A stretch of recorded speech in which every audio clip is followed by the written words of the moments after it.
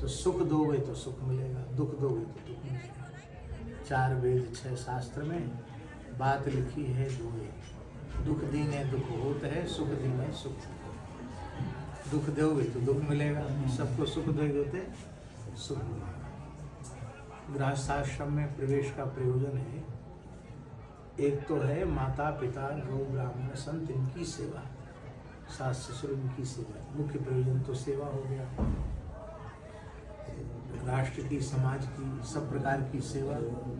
ब्रह्मचारी, वानप्रस्थी और सन्यासी, ये 3 सेवा लेते हैं, सेवा करते नहीं है। सेवा गृहस्थ करता है, तो गृहस्थ सेवा करता है, इसलिए गृहस्थ को श्रेष्ठ माना गया। सेवा लेने वाला श्रेष्ठ नहीं है, सेवा करने वाला श्रेष्ठ है, इस दृष्टि से। और गृहस्थ होकर सेवा का जीवन न हो, केवल अपनी सुख सुविधा भोग सामग्री बटोरना, धन का लालच, धन के लालच में पुण्य पाप को न देखना, तो फिर वो जो चीज़ है वो फिर प्रयोजन हमारा समाप्त हो गया। गृहस्थाश्रम में प्रवेश का जो प्रयोजन था वो प्रयोजन ही समाप्त हो गया। और दूसरा प्रयोजन है गृहस्थाश्रम में जाने का, पितृऋण से मुक्ति। पितृऋण से मुक्ति कैसे होगी? पवित्र संतान होने से पितृऋण से मुक्ति होती है। पवित्र माने सुअर कुत्ते गधे घोड़े पैदा करते ऐसी नहीं, धर्मनिष्ठ संस्कारवान माता पिता और गुरु गौ ब्राह्मण इनकी भक्त संतान, इससे पितृऋण से मुक्ति होगी। तो शराबी कबाबी पैदा हो जाएगा तो पितृऋण से मुक्ति थोड़ी होगी।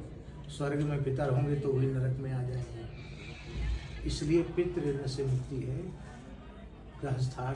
पवित्र गृहस्थाश्रम हो।